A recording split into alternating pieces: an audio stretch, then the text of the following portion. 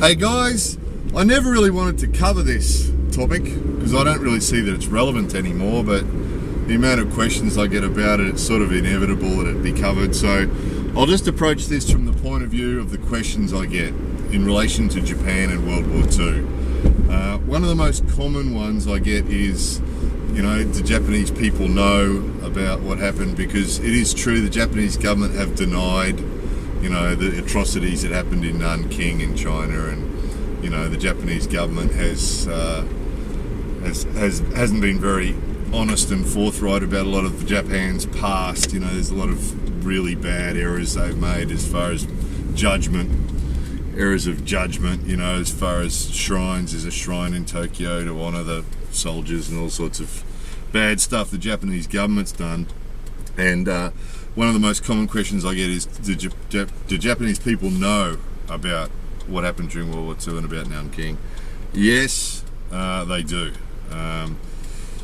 It's taught to them at school, but also, we're living in the age of CNN and BBC and Russia TV and internet.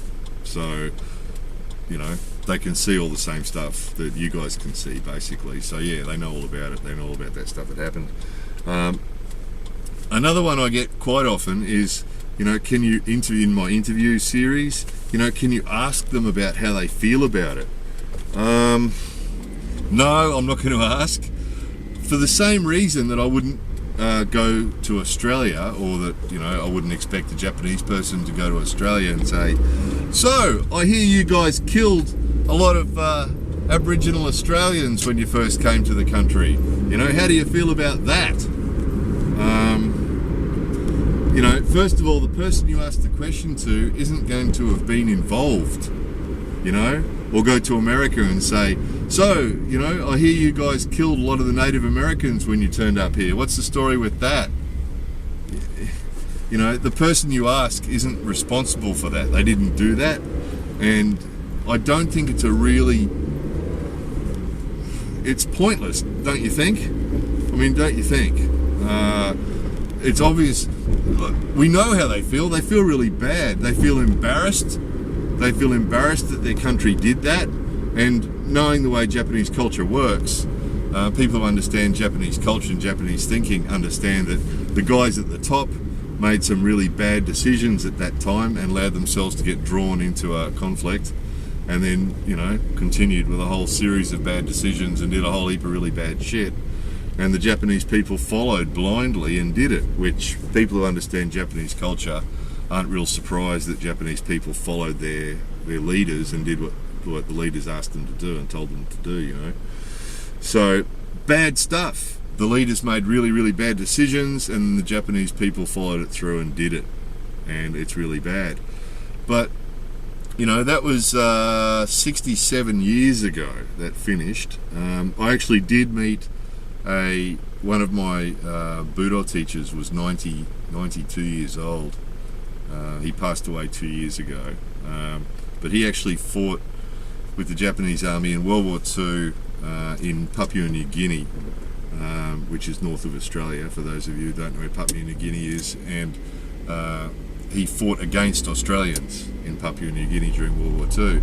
And he was a soldier, same as the American soldiers in Vietnam, the Australian soldiers in Vietnam, all the other soldiers from all the other countries around the world that have gone off and fought, because their governments told them to, and they don't decide whether it's a good idea or not, they just do it. And that was the deal in World War II with the Japanese. The soldiers were told to go and fight, and they went and fought, I'm sure there's no doubt that a lot of those soldiers committed all sorts of atrocities, and that's the way it is. But again, that was 67 years ago, and the people who made all the decisions back then are dead now, because the decision makers back then were at least 30 years old. 1945 they were 30 years old, which means that now they're dead, or they're 100 years old, one or the other. So the people that are around now, Japanese people are really peace-loving people now. They know that that was a really bad thing to do and it was a big mistake. And now Japanese Japanese government, the Japanese people do actually have an army. They've got a self-defense force, which is full-on Navy, Army, Air Force. Full-on. It's called the self-defense force.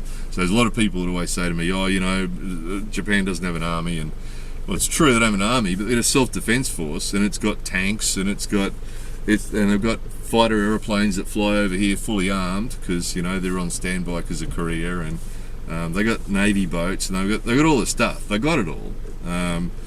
And when they go deploy overseas to go and help out, they go and do humanitarian stuff.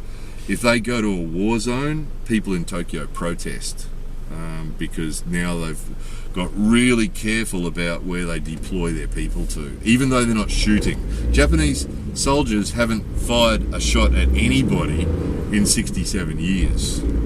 So, you know, those people that bring up this topic, you know, I hate this topic. I really hate this topic. It's really ignorant. I understand, you know, my grandparents and my parents were from a time where they called Japanese people all sorts of racist stuff, and they because of the bad stuff that the Japanese people did during World War II, you know, and the propaganda that was rife at the time in Australia and America and all around the world, the anti-Japanese propaganda about, you know, it was racist propaganda, basically, saying that, you know, Japanese were subhuman and all the stuff they did, and all the bad names that we were calling Japanese people, you know. And my grandparents used to do that, and my parents used to do that.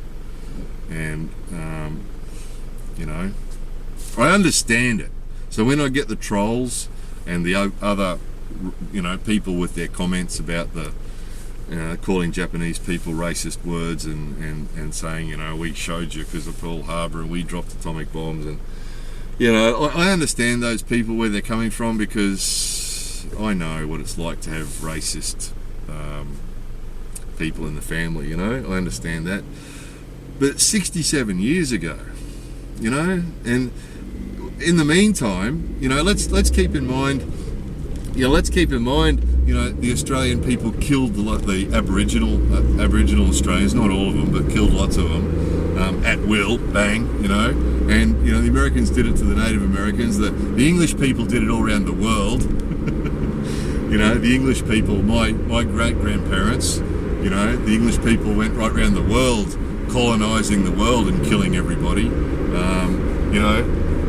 And I mean, I don't know what country you're from, but how many countries in the world, how many people watching this video, you know, have a government or have an army that hasn't killed anybody in the last 67 years? There wouldn't be many. You know, there wouldn't be many. So look, my point is, there's no point in me doing an interview asking Japanese people how they feel about World War II, because you know how they feel. You know, the same as you guys would feel about someone asking you about some atrocities that your country's committed. Not all countries have committed atrocities, but most of them have. Most of them have. If you know the truth about most of the countries that we come from, we've committed atrocities. You know, so in our history, you know, so. I'm not going to do an interview asking them how they feel about it, because we know how they feel about it. They feel bad about it. They regret it. And none of the people I would interview were involved, you know? They've all come after that. So, yeah.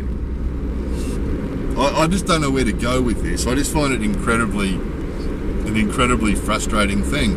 I think there's also a whole heap of people that don't know anything about Japan except that stuff. You know? It's the same sort of, to me, it's the same sort of, sorry guys, but it's ignorance. You know, if you only know a certain amount about a certain topic, then the correct word is ignorance. I'm sorry, but it is. And it's the same as people that assume that all Muslim people are terrorists. It's the same sort of thinking, and I get subjected to that on a regular basis from people that their whole knowledge of Japan is the fact that Japan fought in a war, you know.